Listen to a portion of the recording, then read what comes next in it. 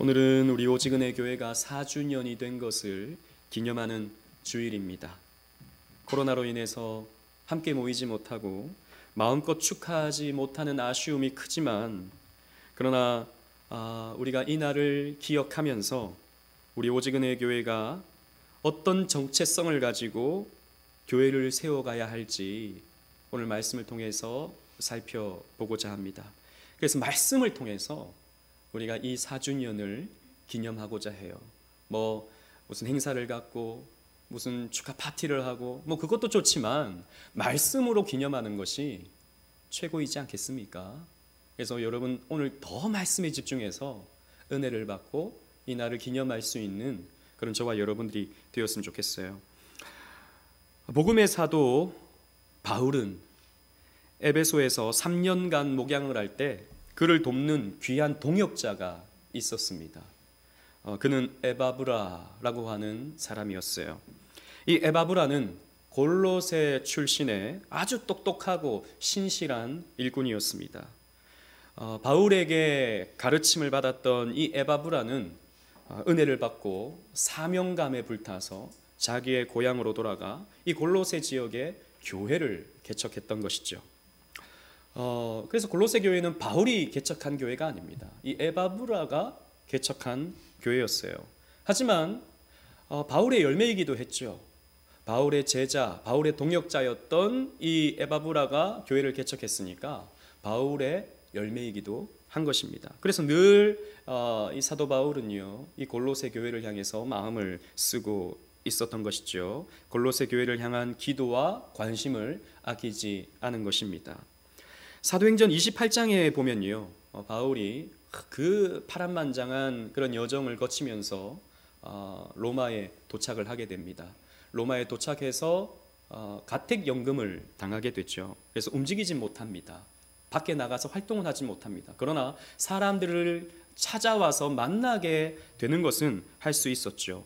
그때 에베소에서 같이 동역했던 에바브라가 이 바울을 만나러 로마에 오게 됩니다. 그래서 여러 가지 대화를 나누게 되죠. 대화를 나누는 가운데 가장 큰 주제는 바로 골로새 교회의 상황이었습니다. 사역자들이 만나면 주로 하는 대화가 교회에 대한 대화이지 않겠습니까?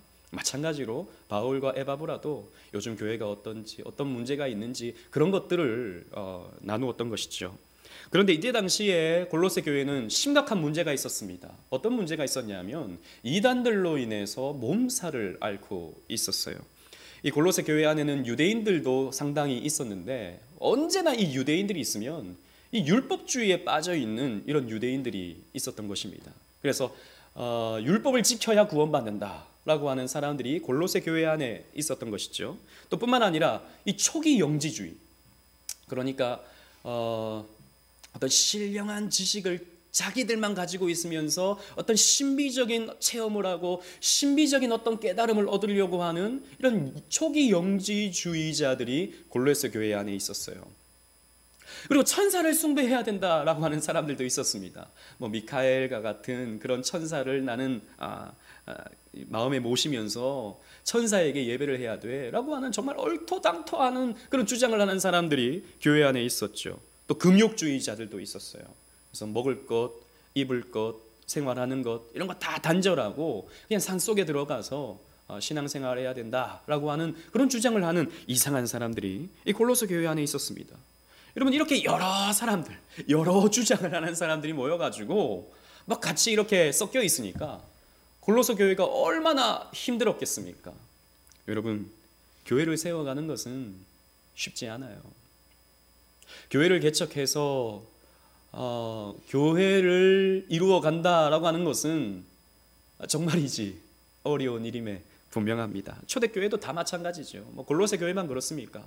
이 서신서에서 나타나는 대부분의 이런 초대교회들이 여러 가지 문제들로 인해서 몸살을 앓고 있었죠. 다른 환경에 있었던 사람들이, 각자 다른 배경에 있었던 사람들이 함께 모여서 한 몸을 이룬다? 이게 사실 우리가 가지고 있는 상식선에서 불가능한 거예요. 그냥 모이는 건 괜찮아요. 그런데 한 몸을 이룬다? 한 말씀으로 하나가 된다? 이건요, 안 되는 일입니다. 그런데 이게 되려고 하니까 문제가 생기는 것이죠. 이 이야기를 들은 사도 바울은 에바브라에게 이 서신을 써서 손에 쥐어주면서 골로새 교회 성도들에게 읽어주라고 부탁을 합니다. 그리고 골로새 교회가 복음으로 하나 될 수 있도록, 그리스도의 복음으로 굳게 세워질 수 있도록 권면의 내용을 이 서신서에 담아 놓았던 것이죠. 그리고 바울은 이 교회를 향한 진심의 마음을 전합니다. 24절, 아까 읽었던 말씀인데 우리 다 같이 한번 읽어볼까요? 24절입니다. 여러분 온라인으로 참여한다고 해서 그냥 가만히 그냥 듣지만 마시고 같이 읽으세요. 다 같이 읽겠습니다. 시작. 나는 이제 너희를 위하여 받는 괴로움을 기뻐하고 그리스도의 남은 고난을 그의 몸된 교회를 위하여 내 육체에 채우노라. 아멘. 바울은 괴로움을 받고 있다라고 말하고 있어요. 이 서신을 쓰고 있는 이 중에는 바울은 옥에 갇혀 있었던 것입니다. 물론 지금의 그런 창살 있는 그런 감옥은 아니었지만 이동의 자유가 제한을 받는 그런 감금의 상태에 이 바울이 있었던 것이죠. 왜 이렇게 감금되었습니까? 바울은 복음을 전하다가 이렇게 된 거예요. 그리스도의 복음을 전하다가 미움을 받고 오해를 받게 되면서 이렇게 옥에 갇히게 된 것입니다. 우리가 새벽에 사도행전을 쭉 살펴봤지만 바울은 정말 이제 파란만장한 고난의 시기를 겪어왔습니다. 이런 일 저런 일 매에 맞기도 하고 강의 위협을 당하기도 하고 사람들에 의해서 돌에 맞기도 하고 말로 다 할 수 없는 고난을 겪었었죠. 그런데 바울은 이 모든 고난의 여정들을 내가 기뻐한다 라고 말하고 있어요. 그렇게 어려움을 겪었지만 지금도 이렇게 감옥에 갇혀서 어려움을 겪고 있지만 나는 이 고난을 기뻐한다 라고 지금 24절에 말하고 있는 것입니다. 왜 그렇습니까? 이 받는 고난이 주의 몸된 교회를 위해서이기 때문이다 라고 말하고 있는 것입니다. 그렇습니다, 여러분. 교회를 위해서 내가 어려움을 당하는 것, 교회 때문에 내가 고난을 당하는 것, 교회 때문에 내가 수고를 하는 것, 이것은 영광스러운 일입니다. 왜냐하면 교회는 그리스도의 몸이기 때문입니다. 여러분, 그렇습니다. 교회를 사랑해야 되는 이유, 교회를 우리가 왜 사랑해야 됩니까? 교회를 사랑해야 되는 이유는 교회에 좋은 사람들이 많이 있어서가 아닙니다. 그 교회에 훌륭한 목사가 있어서도 아닙니다. 교회를 사랑해야 되는 것은 그 교회의 프로그램이 좋고 교회의 분위기가 화기애애해서 교회를 사랑하는 것이 아닙니다. 교회를 사랑하는 것은 교회가 주님의 몸이기 때문이에요. 이게 가장 큰 이유가 되는 것입니다. 여러분, 왜 교회가 주님의 몸입니까? 교회는요, 주님의 손과 발이 되어서 주님의 일을 할 수 있기 때문입니다. 우리 주님은 지금, 우리 예수님은 하나님 보좌 우편에 앉아 계시죠. 그리고 우리를 위해 중보하고 계십니다. 그러나 주님의 몸인 교회를 이 땅에 남겨두심으로 예수님의 일을 대신하게 하죠. 그래서 우리는 예수님 대신에 전도하고 예수님 대신에 복음을 선포하고 예수님 대신에 믿는 사람들을 불러 모아서 하나님의 품으로 가게끔 도와주는 역할을 우리 교회가 해나가는 것이죠. 그래서 저와 여러분들이 주님의 손이고 주님의 발입니다. 주님의 지체들이 되는 것이죠. 그래서 교회는 하나님의 택자 구원의 완성이라고 하는 이 구속사 성취를 위해 사용되어지는 유일한 도구입니다. 교회는 구원에 있어서 유일한 방편이에요. 이 땅에 심겨진 공동체로서 말입니다. 그래서 웨스트민스터 신앙고백서는 교회 없이는 정상적인 구원이 없다라고 천명하고 있죠. 여러분, 우리 똑똑히 들어야 됩니다. 교회 없이 우리 신앙생활 할 수 있습니까? 교회 없이 우리가 하나님을 사랑할 수 있습니까? 없습니다. 불가능한 거예요. 이런저런 교회에 대해서 이러쿵저러쿵 말들은 많지만 하나님은 이 땅의 교회를 통해서 믿는 자들을 구원하시기를 원하시는 것입니다. 그래서 교회는요, 이 땅에서 주를 위해 때로는 고난을 겪는 것입니다.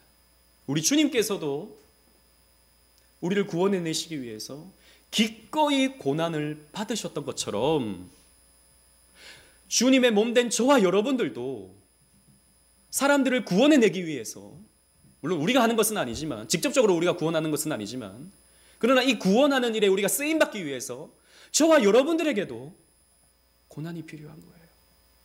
수고가 필요한 것입니다. 그렇다면 우리가 이 수고를 마다하지 않으면서, 고난을 마다하지 않으면서 이루어야 할 교회의 본무는 무엇입니까?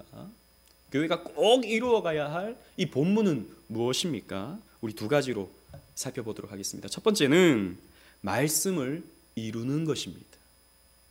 말씀을 이루는 것. 여러분 25절 말씀 다 같이 한번 읽어보도록 하겠습니다. 25절 시작. 내가 교회의 일꾼 된 것은 하나님이 너희를 위하여 내게 주신 직분을 따라 하나님의 말씀을 이루려 함이니라. 아멘.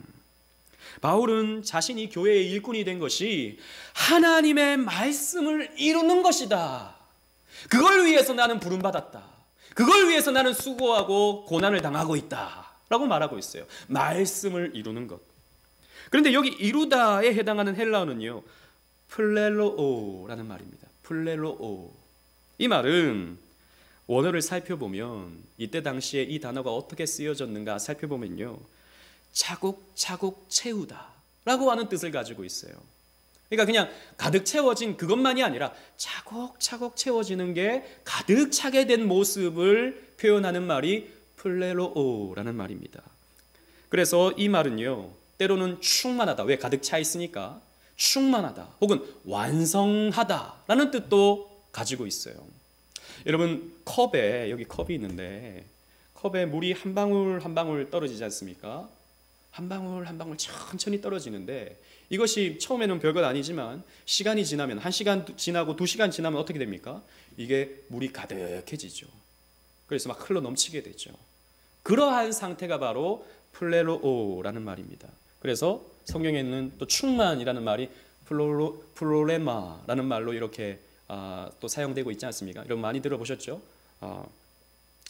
여러분 사도 바울은요, 주의 교회의 말씀을 차곡차곡 채우는 일에 자기가 고생을 하고 있다, 고난을 받고 있다, 그 일 때문에 내가 수고를 하고 있다 라고 지금 설명을 하고 있는 거예요. 이게 말씀을 이루는 것이다 라는 것이죠. 그렇습니다. 사도행전을 보면 알 수 있듯이 바울은 가는 곳곳마다 뭘 했습니까? 말씀을 전했어요. 말씀을 차곡차곡 쌓았습니다. 말씀을 계속 전하다가 문제가 생기고 핍박이 찾아오면 다른 곳으로 피신해서 또 뭐합니까? 말씀을 또 차곡차곡 채워요.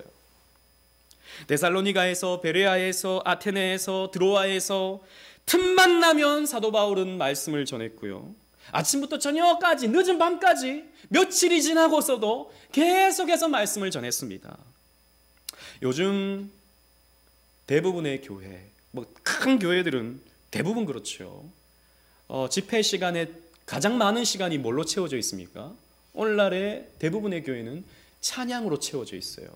이렇게 사람들이 오면 20분 정도 찬양하고 또 뒤에 말씀 듣고 한 10분, 20분 정도 찬양합니다. 찬양이 가장 많은 시간을 차지하고 있어요. 바울은 그러지 않았습니다. 찬양으로 집회의 시간을 채우지 않았어요. 성경을 보면 그렇습니다. 말씀을 강론하는 것으로 채웠죠. 또 오늘날 사람들이 이렇게 주목하게 되는 어떤 신비스러운 어떤 기적의 역사, 물론 사도 바울이 가는 곳에 기적의 역사가 나타나긴 했습니다. 그러나 그것으로 사람들을 모으려고 하지 않았어요. 그것은 말씀을 전할 때 나타나는 하나님의 강권적인 표징으로서 나타난 것이지, 그것으로 사람들에게 복음을 전하려고 하지 않았어요. 말씀을 강해했죠. 말씀을 차곡차곡 채우는 일에 바울은 최선을 다했던 것입니다. 이게 여러분 교회가 하는 일입니다. 교회는 말씀을 차곡차곡 성도들의 그 영혼에 채워가는 일을 하는 곳이죠. 그런데 바울은 오늘 본문의 말씀에 보면 이 복음을, 이 말씀을 비밀이라고 말하고 있어요. 이게 참 흥미롭습니다. 26절, 27절 말씀 보시겠습니다. 26절을 제가 읽고 27절을 여러분들이 함께 읽도록 하겠습니다. 이 비밀은 만세와 만대로부터 감추어졌던 것인데 이제는 그의 성도들에게 나타났고, 시작. 하나님이 그들로 하여금 이 비밀의 영광이 이방인 가운데 얼마나 풍성한지를 알게 하려 하심이라. 이 비밀은 너희 안에 계신 그리스도니 곧 영광의 소망이니라. 아멘. 여러분, 이 비밀이라고 그랬어요. 이 말씀을 이 비밀이라고 표현하고 있는 것입니다. 이 비밀에 해당하는 헬라를 보면요, 무스테리온이라는 말입니다. 무스테리온. 여기에서 파생된 영어가 미스터리가 되는 것이죠. 여러분, 우리는 흔히 비밀 그러면 어떤 영어 단어가 여러분 생각나십니까? 비밀. secret이 생각나죠. 여러분, secret은 secret과 이 mystery는 사실 다른 뜻을 가지고 있어요. 그냥 비밀이라고 하는 말로 이렇게 동일하게 사용되지만 분위기가 전혀 다릅니다. secret은 감추어져서 사람들이 모르는 것을 secret이라고 해요. 예를 들자면 우리 교회에 아직 그런 일이 없어서 참 아쉬운데 그런 일이 좀 있었으면 좋겠습니다만, 우리 교회 청년들이 서로 사귀어요. A 청년과 B 청년이 서로 사귀는데 이게 공개가 되면 좀 뻘쭘하잖아요. 또 사람들의 시선도 이렇게 자꾸 이렇게 보게 되고, 그래서 우리 이거 알리지 말자, 목사님한테도 알리지 말자, 우리끼리만 조용히 몰래 사귀자, 이렇게 해서 우리 교회 사람들이 전혀 몰라요. 그 비밀을 secret이라고 합니다. 그런 걸. 근데 이 미스테리온, 이 미스터리는 다릅니다. 미스터리는 만천하에 알려지는 거예요. 사람들에게 다 까발려지는 것입니다. 그런데 다 알려졌는데 사람들이 못 알아먹어요. 다 가르쳐줬는데 사람들이 이해하지 못해요. 이걸 미스테리온, 미스터리라고 하는 것입니다. 여러분, 복음은 이런 미스터리를 가지고 있어요. 여러분, 그래서 예수님이 제자들에게 말씀을 전하는데요, 제자들이 알아먹지를 못합니다.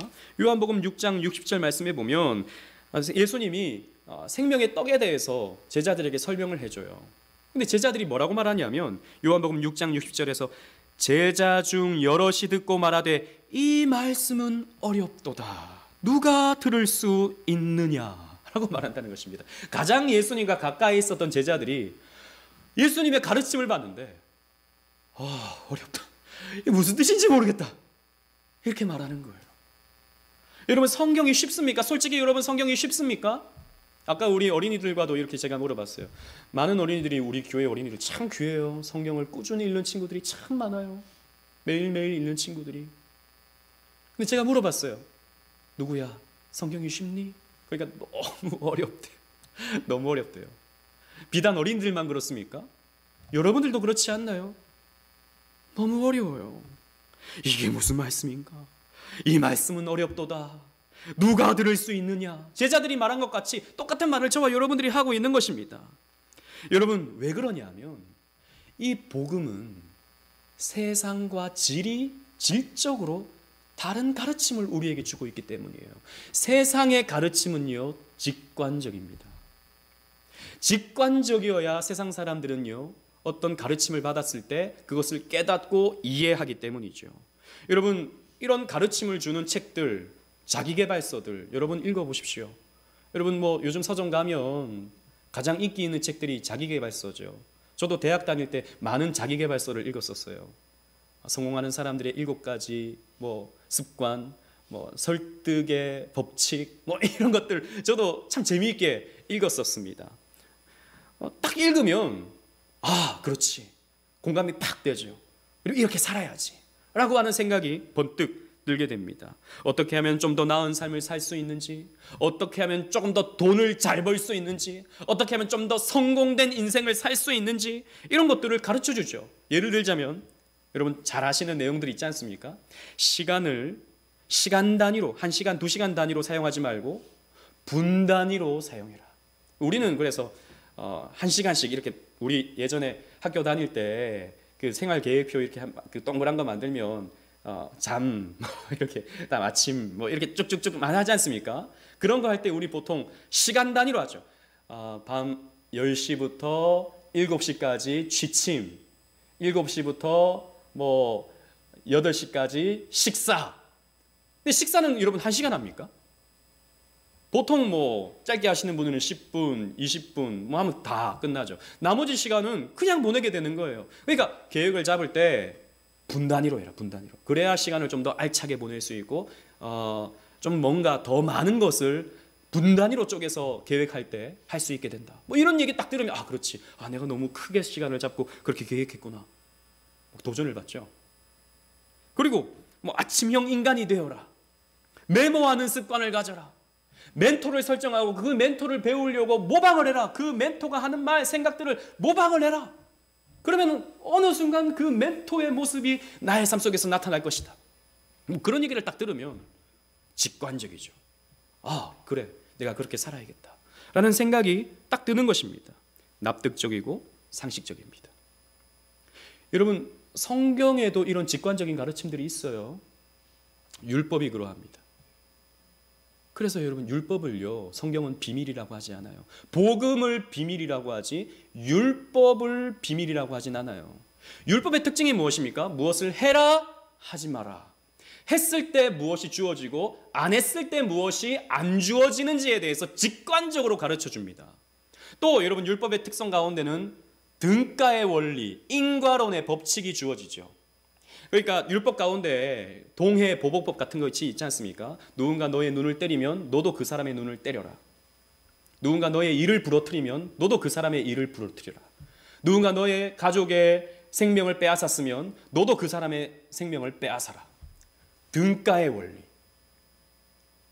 그러니까 어떠한 피해를 줬으면 그만큼의 똑같은 피해를 또 그 사람에게 갚아줘야 된다 라고 율법은 가르치죠. 눈에는 눈, 이에는 이라고 하는 것이 여러분 율법입니다.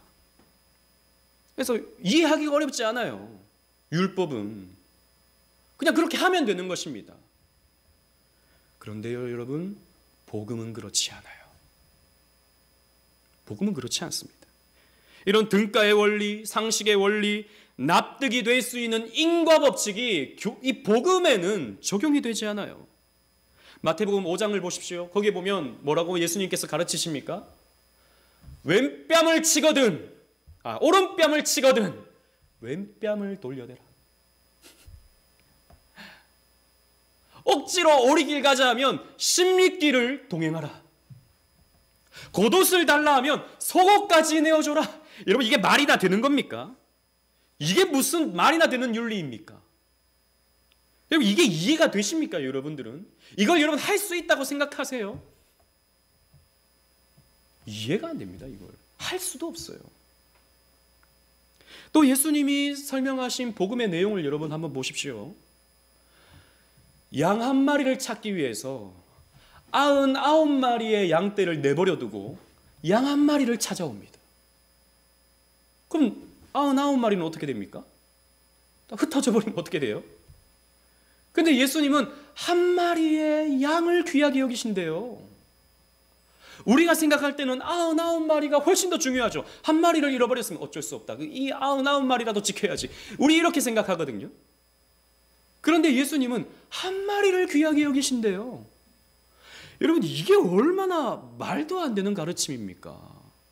또 여러분, 포도원의 비유를 생각해 보십시오. 새벽 6시부터 일한 사람과 오후 5시 1시간 일한 사람이 똑같은 삭스를 받습니다. 아니, 12시간 일한 사람과 1시간 일한 사람이 어떻게 동일한 삭스를 받아요? 이건 말이 안 되는 거예요. 이건 상식적으로 우리가 받아들일 수가 없는 것입니다. 직관적인 세계관에 익숙해진 저와 여러분들은 이런 성경의 복음의 가르침에 대해서 우리는 이해할 수가 없죠. 그래서 비밀입니다. 우린 복음을 알아듣기가 너무 힘든 거예요. 특히 이런 계몽주의 사상의 인과론에 익숙해진 저와 여러분들에게 있어서는 이 복음을 딱 들으면요, 직관적으로 이해가 되지 않습니다. 이건 근데 현대인뿐만이 아니죠. 이 복음이 선포될 때 예수님 당시에도 그리고 초기 교회가 세워질 때도 마찬가지였습니다. 그래서 예수님이요 돌을 맞으신 거예요. 이상한 소리 한다고. 그리고 바울이 돌을 맞은 것입니다. 해괴망측한 소리 한다고. 그래서 바울은 이렇게 말하죠. 여러분 주보를 보십시오. 고린도전서 1장 18절입니다. 다 같이 읽겠습니다. 시작. 십자가의 도가 멸망하는 자들에게는 미련한 것이요 구원을 받는 우리에게는 하나님의 능력이라. 여러분 십자가의 도는, 이 복음은 멸망하는 자에게는 어떻게 보입니까? 미련해 보이는 것이에요. 하지만 우리에게는 어떻습니까? 이것은 하나님의 능력이죠. 따라서 여러분 이 비밀인 복음을 모든 사람들이 알아듣기 쉽게 전할 방법은 여러분 없습니다. 그런 방법은 없어요. 모든 사람들이 다 알아들었다면 그것은 비밀이 아니고 복음이 아닙니다. 모든 사람들이 그걸 들었을 때 교회를 다니는 사람이든 안 다니는 사람이든 다 들었을 때 그렇군요 라고 하는 것은 복음이 될 수 없어요. 복음을 가르치면 반드시 두 가지의 반응이 나타납니다. 복음을 받아들이든지 아니면 그 복음을 선포하는 자를 향해 돌을 던지든지, 둘 중에 하나입니다. 사도행전을 보면 그것이 뚜렷하게 나타나죠. 그래서 많은 사람들이 교회가 이상한 것을 가르친다고, 되도 안 한 소리를 한다고, 도저히 나는 교회에서 가르치는 것을 받아들일 수 없다고 해서 떠나가죠. 그런 부분에서 교회를 떠나가는 사람들에 대해서는 우리가 어쩔 수가 없어요. 그런 사람들 붙잡으려고 복음을 변질시켜버리면 교회가 아니게 돼버리는 것입니다. 여기에 우리가 감당해야 될 나름의 고난이 있는 것입니다. 우리는 그래도 듣든지 아니 듣든지, 알아먹든지 안 알아먹든지 교회는요 복음을 이루어야 됩니다. 복음을 차곡차곡 채워가야 되는 것이죠. 그렇게 교회가 인내하면서 이 미련해 보이는 복음을 이루면 어떻게 됩니까? 27절 말씀대로 이 비밀의 영광이 얼마나 풍성한 것인가를 알게 돼요. 여러분 우리 교회를 다니시는 분들, 목사님의 설교를 도대체 이해 못하시는 분들이 있을지 모르죠. 좀 있는 것 같아요 제가 봤을 때. 그런데 여러분 꾸준히 들으려고 애를 쓰십시오. 차곡차곡 여러분들에게 이 말씀을 쌓으려고 애를 쓰십시오. 그렇게 애를 쓰면 어떻게 됩니까? 결국에는 이 비밀이 영광의 복음으로 바뀌게 됩니다. 이 미련해 보이는 것이 하나님의 능력으로 바뀌게 되는 것이죠. 여러분 우리 교회는 이런 역사가 조금은 나타나고 있어요. 부족하지만 이렇게 우리 교회 청년 가운데서는 좀 이렇게 복음에 대해서 의심도 많고 도대체 이거 이해가 안 된다고. 도대체 목사님 난 부모님이 교회를 다녀서 나보고 자꾸 다니라고 해서 다니긴 다니는데 난 이거 이해가 안 된다고 저한테 아주 직설적으로 이렇게 말하는 청년이 있었거든요. 그래서 그래 한번 공부해보자. 한 지금 8개월, 9개월 이렇게 같이 공부해봤어요. 공부해보면서 제가 그 친구가 하는 질문에 제가 대답을 하나 해준다고요. 하나하나 해줄 때 지난번에 제가 그랬어요. 어때? 묘하게 설득되지? 제가 그랬어요. 그랬더니 그 친구가 그런 것 같아요. 그러니까 그 친구가 던지는 질문 충분히 저도 생각할 수 있는, 저도 가졌던 질문이었기도 하고 그 부분에 대해서 제가 대답을 해주면 설득이 되는 거예요. 시간이 필요한 겁니다. 차곡차곡 채워가야 하는 시간이 필요한 겁니다. 그래서 지금 그 친구가 제 책을 막 빌려간다고요. 지금 목양실에 있는 책을 보겠다고, 성경을 더 알고 싶다고. 저에게 있어서는 큰 기쁨이죠. 열매죠.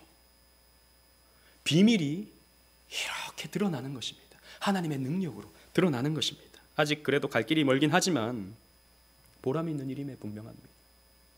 그래서 여러분 우리는 교회에 다른 것을 하는 것이 아니라 복음을 쌓아가야 돼요. 말씀을 쌓아가야 돼요. 그러면 이 비밀이 담고 있는 복음의 핵심은 무엇입니까? 27절 말씀에 보시면 이 비밀은 너희 안에 계신 그리스도니 곧 영광의 소망이니라 라고 했습니다. 그리스도께서 가장 비밀스러운 사역을 이루셨죠. 예수님께서 가장 말도 안 되는 사역을 이 땅 가운데서 이루셨던 것입니다. 그것이 뭡니까? 십자가입니다. 여러분, 저와 여러분들 같은 죄인을, 저와 여러분들 같은 이 반역자들을 구원하시기 위해서 우주의 주인께서 죄인의 모습으로 이 땅에 오셔서 저와 여러분들을 위해서 심판받아 죽으셨다고요. 이건 말도 안 되는 것입니다. 이건 등가의 원리, 인과론의 법칙, 상식의 원리, 이것과는 너무나 떨어져 있는 그런 내용이 되는 것입니다. 여러분, 저는 벌레를 별로 좋아하지 않는데 제가 바퀴벌레를 키운다고 생각해 보십시오. 제가 이상한 취미를 갖고 있다고. 바퀴벌레를 키우고, 바퀴벌레가 뭘 먹죠? 곰팡이를 먹나요? 곰팡이도 뭐 던져주면 먹나? 아무튼 바퀴벌레를 키운다고 생각해 보십시오. 근데 그 바퀴벌레가 시름시름 앓다가 점점 죽어가요. 그래서 제가 그 바퀴벌레를 살리기 위해서, 바퀴벌레야 너는 살아, 대신 내가 우리 아들 유건이를 내가 희생시킬게. 여러분, 얼마나 어이가 없습니까? 이 말을 듣는 저와 여러분들 얼마나 어이가 없어요. 우리 유건이 여기 앉아 있는데요, 어이가 없이 저를 쳐다봅니다. 아버지, 그게 무슨 말입니까? 바퀴벌레를 위해서 저를 희생시킨다니요. 얼마나 어이가 없는 말입니까? 그런데 우리 주님께서는 이 어이없는 일을 행하셨다고요. 우리 하나님께서는 이 말도 안 되는 일을 행하셨다고요. 저와 여러분들을 구원해내시기 위해서. 여러분 생각해 보십시오. 저와 이 바퀴벌레의 격차가 큽니까? 하나님과 저의 격차가 큽니까? 저는 바퀴벌레를 만들 수 없어요. 바퀴벌레나 저나 똑같은 피조물입니다. 그러나 하나님은 창조주이시고요, 저는 피조물입니다. 바퀴벌레나 저나 똑같은 피조물이에요. 격차로 치자면요, 하나님과의 저의 격차가 훨씬 더 큽니다. 그런데 그 격차를 뚫고 내려오셔서 저와 여러분들을 위해서 아들을 희생시키셨다고요. 너무 말이 안 돼서 여러분 못 믿으시죠? 너무 말이 안 돼서 여러분 와닿지 않으시죠?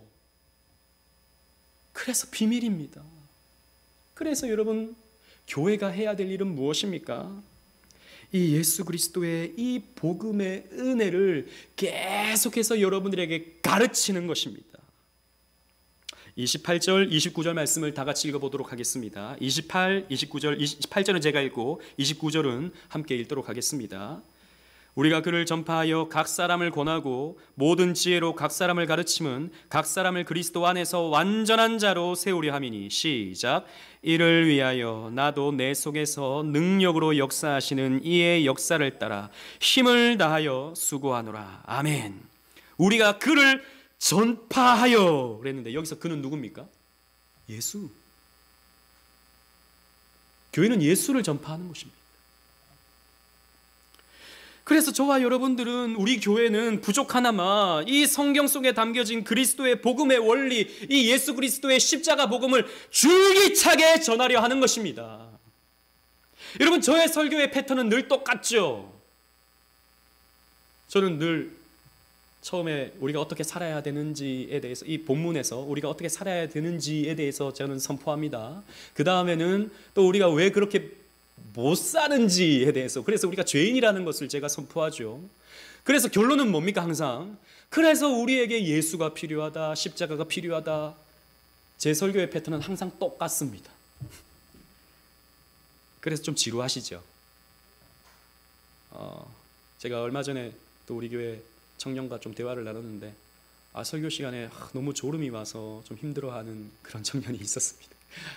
충분히 그럴 수 있죠. 저도 대학생 때 졸았는데요. 저도 졸아본 적이 있는데요, 한동안. 네, 충분히 그럴 수 있죠. 지루한 것이죠. 들어보면 좀 비슷비슷하고, 항상 뭐 예수 잘 믿고 어떻게 살아야 되는지, 또 뭐 교회를 10년 20년 다니면 사실 뭐 성경에서 뭘 가르치는지 대충 우리 알지 않습니까? 그러니까 여러분, 지루한 것이죠. 결론은 또 늘 예수 믿어야 된다. 그래서 제가 과제예요, 이게. 어떻게 하면 좀 더 좀 우리 성도님들에게 좀 가깝게 다가오는 말씀을 전할 수 있을까? 어떻게 하면 이 복음을 좀 더 알아듣기 쉽게, 그리고 또 좀 더 집중시켜서 이렇게 좀 알아듣게 할까 고민입니다. 저도 힘들어하니까.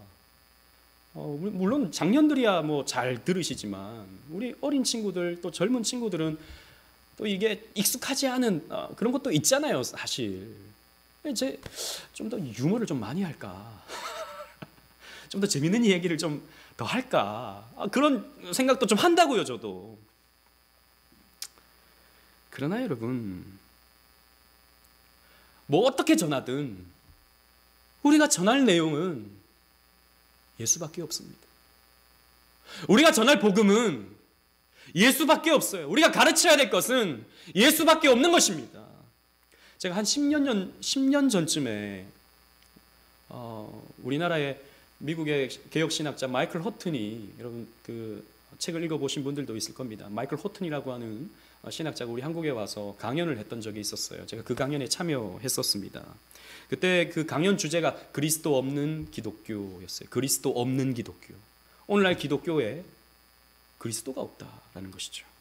오늘날 강단이 선포되어지는 교회의 강단에서 예수가 선포되지 않고 사람들을 웃기려고 하고 또 자기개발적인 메시지, 우리가 어떻게 살아야 성공한다, 이런 자기개발적인 메시지, 정치 얘기, 경제 얘기, 심리 얘기, 인문, 사회, 이런 것들로 강단이 가득 채워져 있다라는 것을 비판하는 그런 강론이었어요.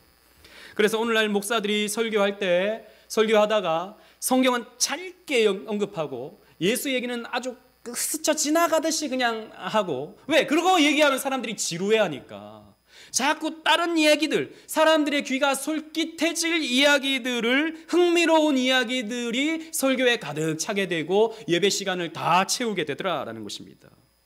그래서 어느 성도가 목사님한테 이렇게 묻는다는 것이죠. 목사님, 정치 얘기, 경제 얘기, 심리 얘기, 인문, 사회 얘기 많이들 하시는데 성경 얘기, 예수님에 대한 얘기는 언제 하시죠? 이렇게 물으니까 목사님이 이렇게 대답한다는 것입니다. 아주 막 호덕한 표정을 지으면서, 아주 온화한 미소를 지으면서, 예수님에 대한 말씀은 제 설교의 배경에 깔려 있죠. 당연히 성경 이야기는 베이스죠. 예수 얘기는 제 설교의 베이스를 차지합니다. 이렇게 말한다는 것입니다. 이때 마이클 호튼은 이렇게 말합니다. 아닙니다. 설교의 배경이 예수가 되어서는 안 됩니다. 설교의 베이스가 예수가 되어서는 안 됩니다. 예수는 설교의 전부입니다. 그 미국에서 온 그 신학자가 저보다 더 큰 목소리로 아닙니다. 예수는 전부입니다. 라고 할 때 제 가슴이 뜨거워졌어요. 그렇지. 교회가 예수 전하는 곳이지. 교회가 예수를 설교해야 되지. 교회가 예수를 전해야 되지.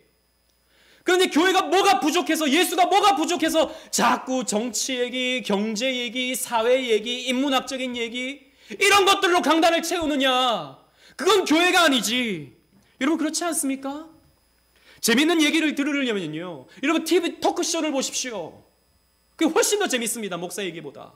뭐 코미디언보다 더 웃긴 목사님 뭐 이런 거 가끔씩 그 유튜브에 있지 않습니까? 왜 목사를 봅니까? 차라리 코미디언을 보지.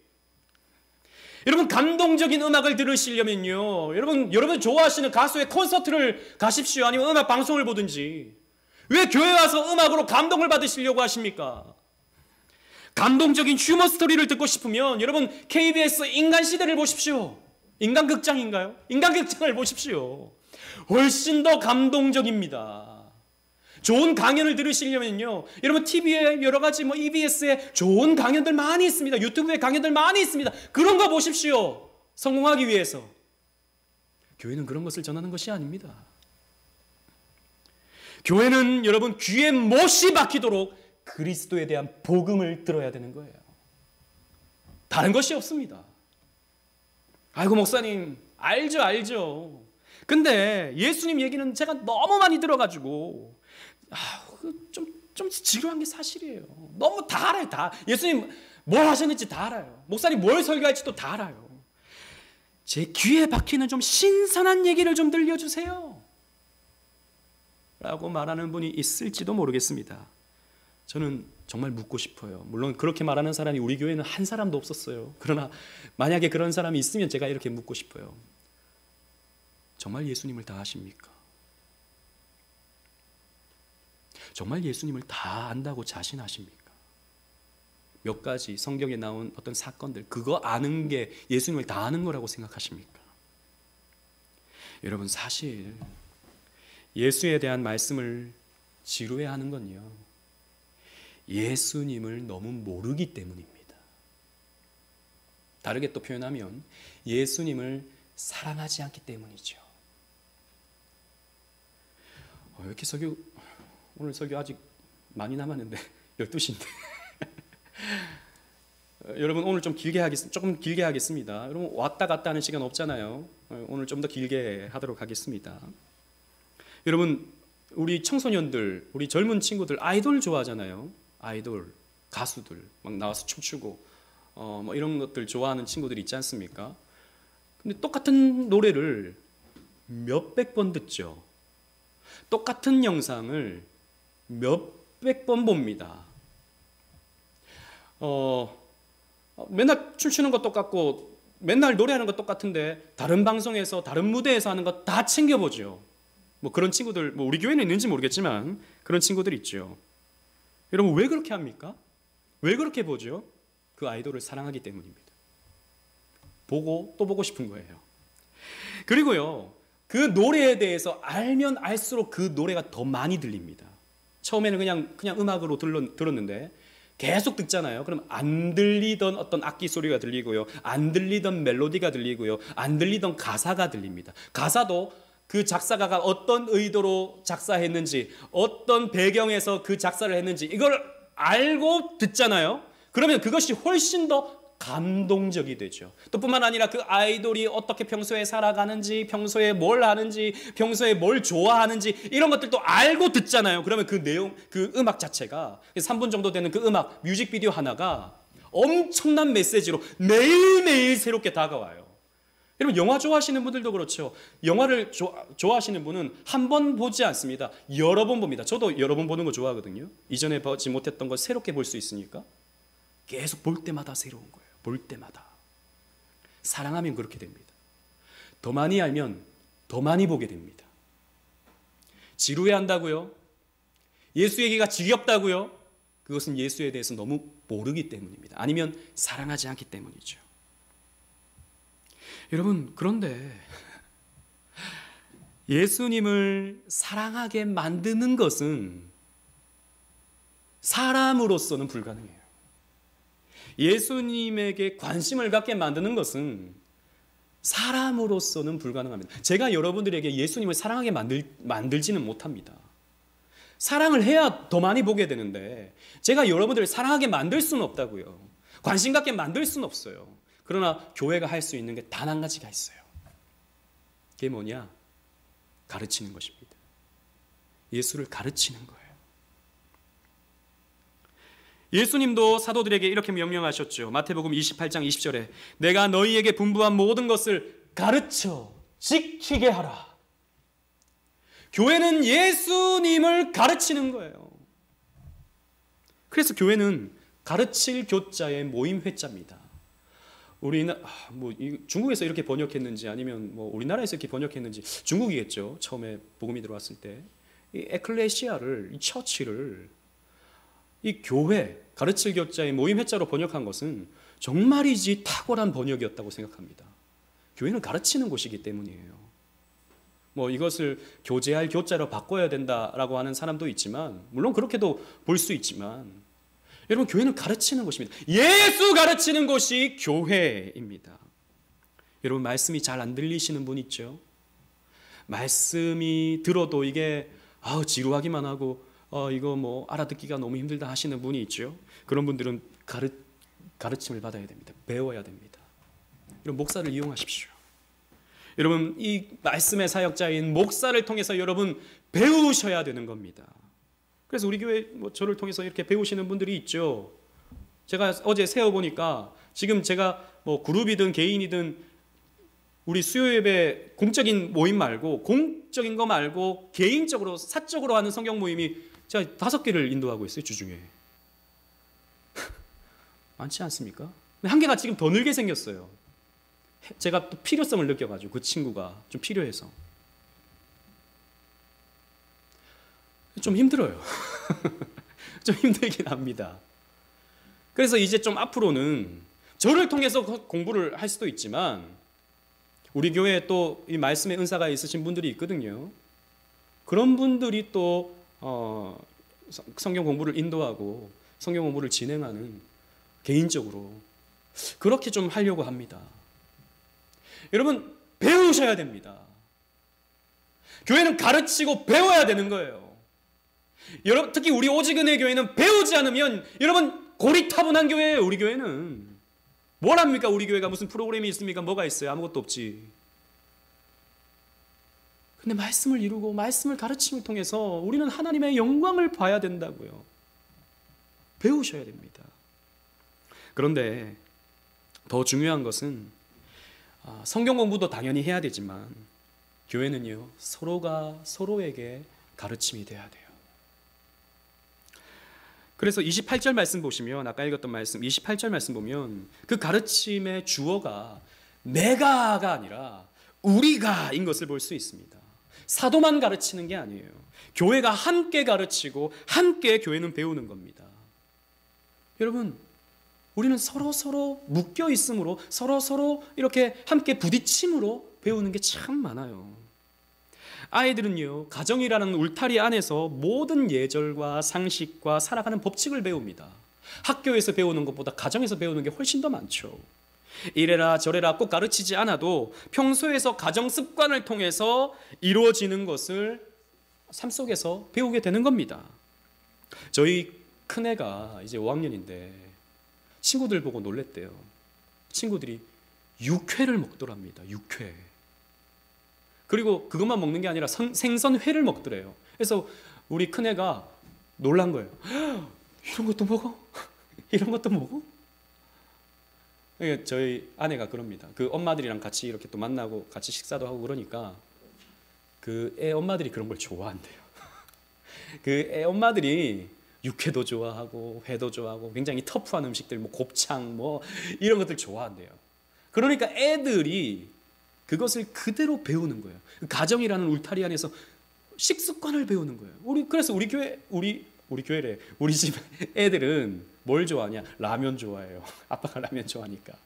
또 뭘 좋아하냐? 빵 같은 거, 과자, 초콜릿 이런 거 좋아해요. 엄마가 좋아하니까 그런 거예요. 네. 가정에서 그런 걸 배우는 거예요. 공동체에서 그런 걸 배우는 겁니다. 마찬가지로요. 교회는요. 서로 함께 봉사하면서 함께 교제하면서 함께 예배드리면서 저 권사님을 보니까 저렇게 하나님 섬기는 거구나. 저 집사님 보니까 저렇게 하나님을 알아가는 거구나. 저 청년을 보니까 저렇게 하나님께 봉사하는 거구나 라고 하는 것을 우리가 함께 모여서 배우는 것입니다. 그래서 어떻게 직장 생활을 해야 되는지, 어떻게 함께 사업을 해야 되는지, 어떻게 가정을 꾸리는지, 어떻게 아이를 키우는지 서로 우리는 함께 모여서 서로 부딪히면서 배우는 것이 여러분 교회입니다. 그래서 여러분 신앙생활은 결코 혼자 할 수가 없죠.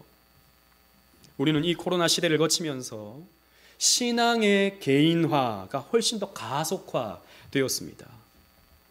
여러분 우리는 요즘에 인터넷으로 영상으로 설교 듣고 이게 익숙해지니까 신앙생활이 스마트폰, 미디어에 갇혀버리게 되었어요. 그래서 유튜브에 나오는 목사님 설교 들으면서 나는 그래도 신앙생활을 유지하고 있지라고 생각하기가 쉽습니다. 착각입니다. 그건 신앙생활이 아닙니다. 반쪽짜리예요. 반쪽도 안 돼요. 신앙생활하는 것은요 교회를 통해서 같이 부딪히면서 이루어가는 것입니다. 그래서 히브리서 기자는 이렇게 권면하죠. 히브리서 10장 24절 25절 주보에 있는 말씀 다 같이 읽도록 하겠습니다. 시작. 서로 돌아보아 사랑과 선행을 격려하며 모이기를 패하는 어떤 사람들의 습관과 같이 하지 말고 오직 권하여 그 날이 가까움을 볼수록 더욱 그리하자. 아멘. 모여야 된다는 것입니다. 온라인으로 모이든지 오프라인으로 모이든지 모여야 되는 것입니다.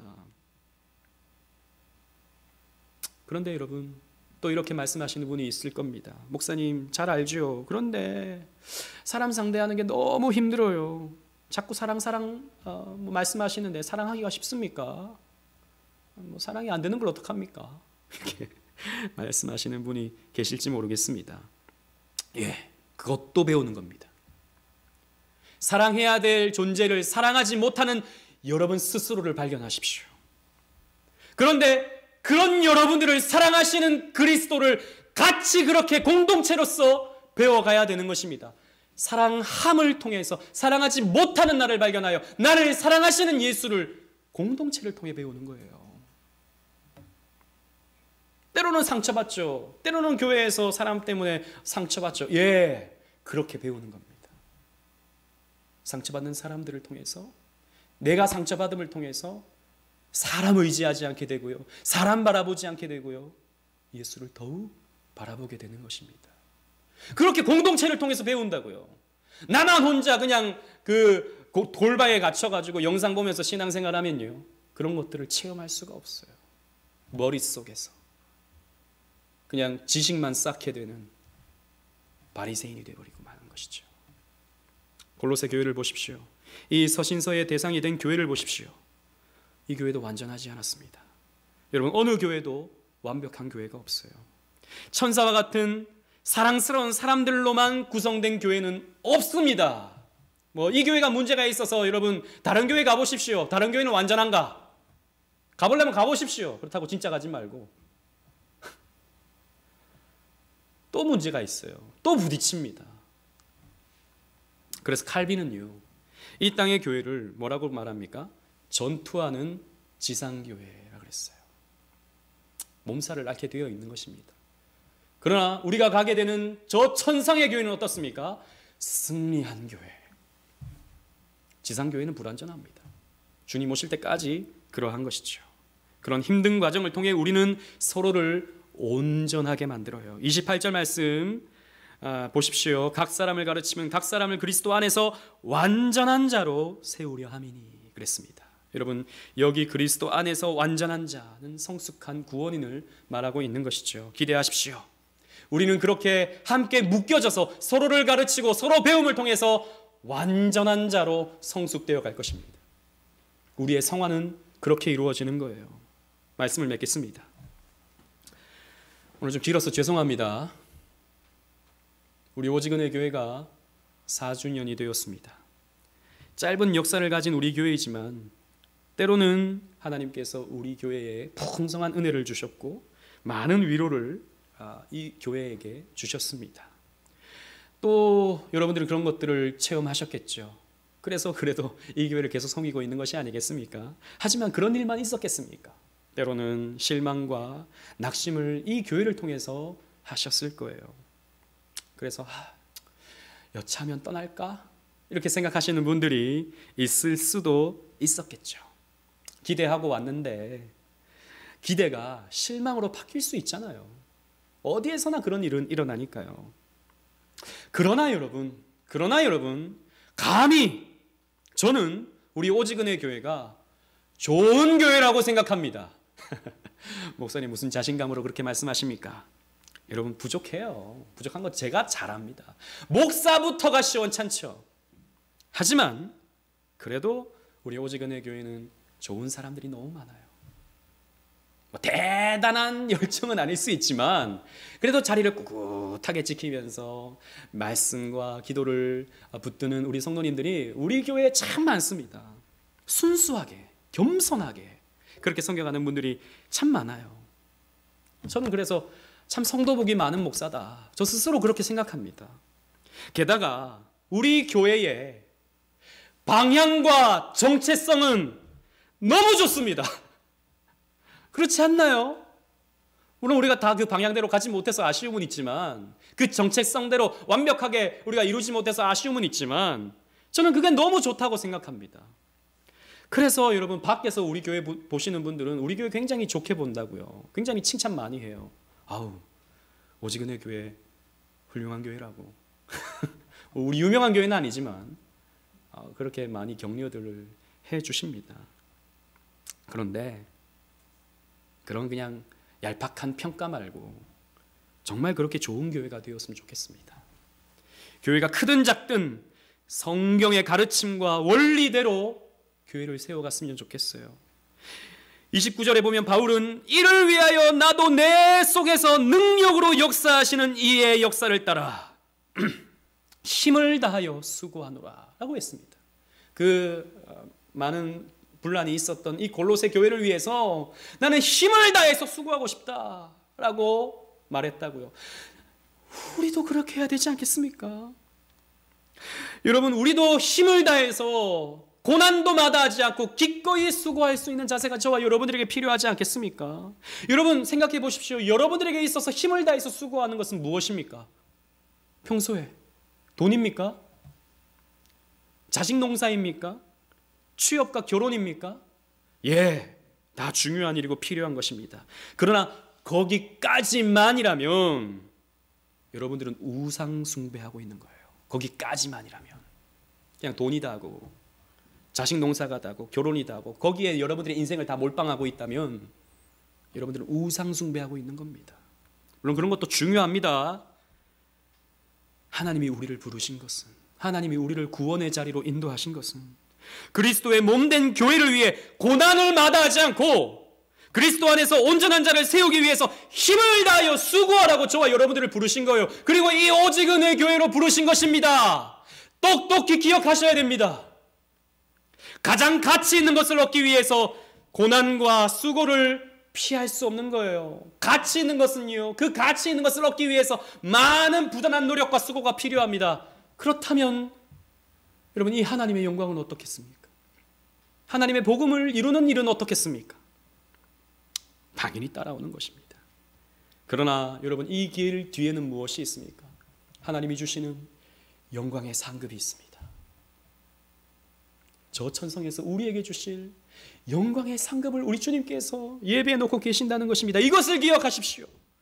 그래서 기꺼이 말씀을 이루고 말씀을 가르치는 이 교회를 위해 수고를 마다하지 않는 앞으로 5년, 10년, 20년 될 때까지, 주님 오실 때까지 힘다하여 수고할 수 있는 저와 여러분들 되시기를 주님 이름으로 축원합니다. 아멘.